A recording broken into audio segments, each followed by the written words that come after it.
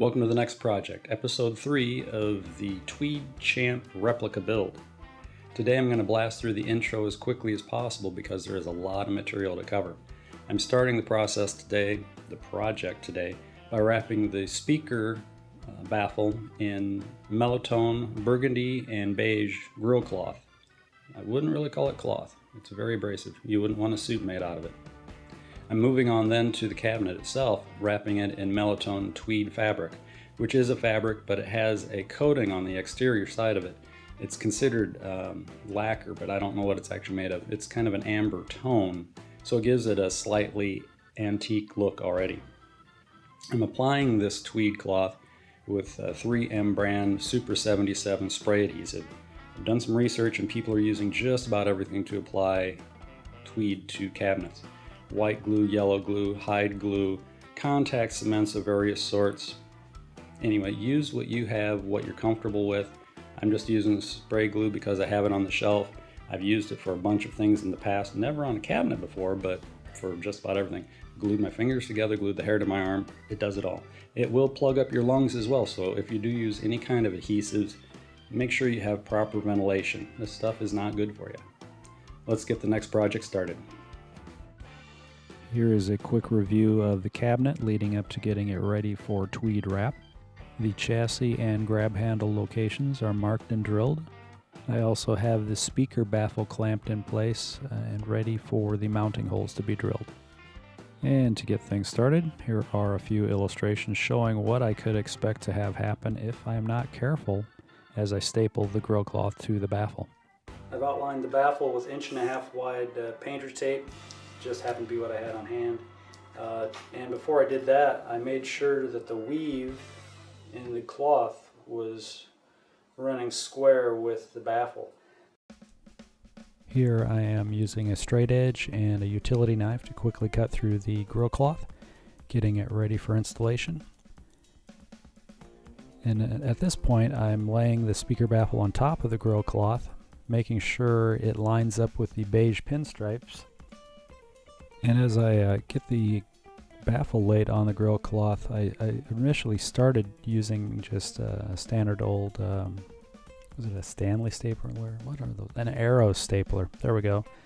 An Armstrong stapler. But my stapler is so old, or my arm is so old, I'm not sure which it is.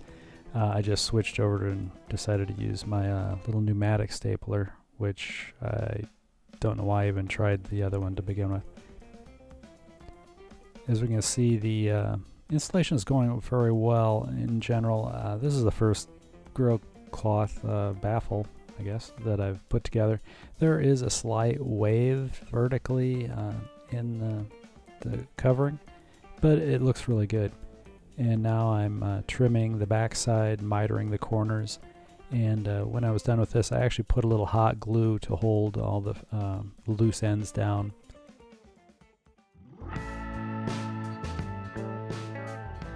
I'm at the point where I'm starting to mark up the cabinet itself for fabric wrap and then also for a glue line. My fabric will extend 3/8 of an inch beyond the box joints, and the glue line is another 3/8 of an inch beyond that. I want to make sure I put down a little bit larger field of glue than the size of the fabric I'm putting down, just to make sure I have the best adhesion possible. And now I'm using a cord to help me measure around the ends of the cabinet from top to bottom in this case. The cord is roughly the same thickness as the fabric I'm using, and I have a mark on my cord, so I always have a 0 point, so to speak. Once I pull it around, I hold it with my fingernails and then put it on a ruler, and I know how big my piece needs to be. I do the same for the sides, where I have to go around the cleat in this case and then wrap it to the inside of the front baffle opening. I should mention that when measuring the width of the sides, you need to measure the widest part of the side panel. I had never really considered the orientation of the tweed pattern on these cabinets until I started working on this. And I was on a forum, and I'm sorry I don't remember which one, but a member mentioned that the pattern is it starts at 10 o'clock and goes to 4 o'clock. When I received the roll of fabric, A couple of things struck me. First, I wasn't aware that the fabric would have the amber color exterior coating. We'll call it lacquer, even though I'm not really sure what it is. We'll just call it lacquer.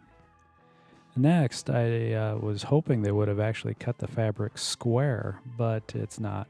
So I had to square the fabric by cutting along one of the outer, I guess, hem edges or whatever you call it, and then using a framer square on that to square up the fabric so I could start cutting my panels.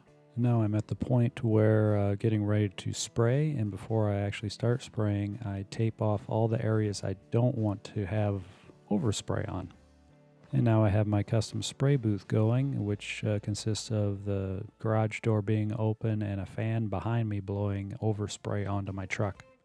And with both the cabinet and the Tweed sprayed with adhesive, I line them up based on some pencil marks on the back of the Tweed and just start pressing the two together.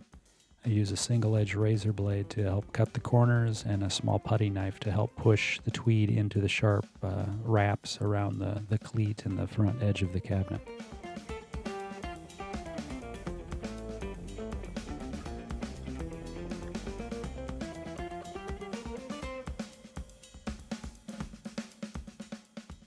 When I was working on the corners, I used some blue exterior grade painter's tape as a barrier between the Tweed flaps as I was cutting the corners. This kept the adhesive from the back side of one flap of Tweed from sticking to the face of the other that it was overlapping as I cut the miter for the corners.